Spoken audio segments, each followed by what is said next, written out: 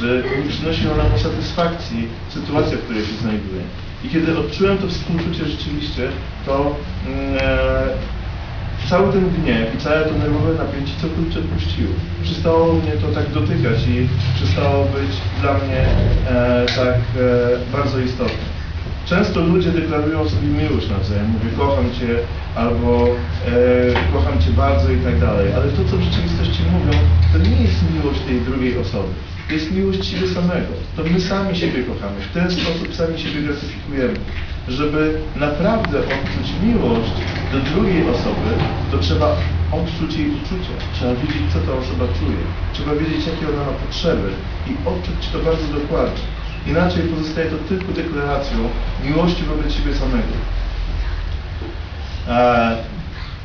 Ja sam miałem w swojej rodzinie bardzo duże problemy wtedy, kiedy byłem dzieckiem, ponieważ kiedy zwrócono mi uwagę i czasami strofowała mnie matka lub też strofował mnie ojciec, to co czułem to tylko gniew i napięcie.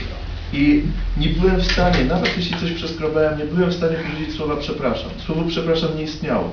Jak zmuszano mnie do powiedzenia słowa przepraszam, to wydawało mi się, że umrę w jednym momencie, że po prostu mi to zabije, jeśli kogokolwiek za cokolwiek przeproszę. I wymagało to naprawdę pewnego wysiłku ode mnie i zrozumienia, czym jest prawdziwe współczucie, żeby się zmienić.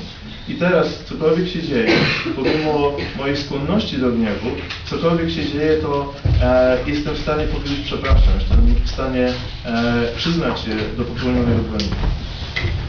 Finish? So today I really want to touch two things. First, observe your emotions. Second, practice compassion through putting yourself, the other person, and feel it. That is the way I like to talk. This I taught today. But that is not only one. We have much more mind training. How we should train our mind. How should we deal our negative emotions, feelings, depressions, guilties, loneliness, uselessness. All these things, we have one only method. We can tame all the emotions. One only method, not many, only one. Plus extra little bit put, sauce, compassion. We can put little bit sauce as compassion. These two you apply. I tell you, you can deal any emotion you want to bring. You can deal. But I just want to highlight a little bit. Our Buddhist, our teacher Buddha, he said, do you know the problem in your mind, the negative anger?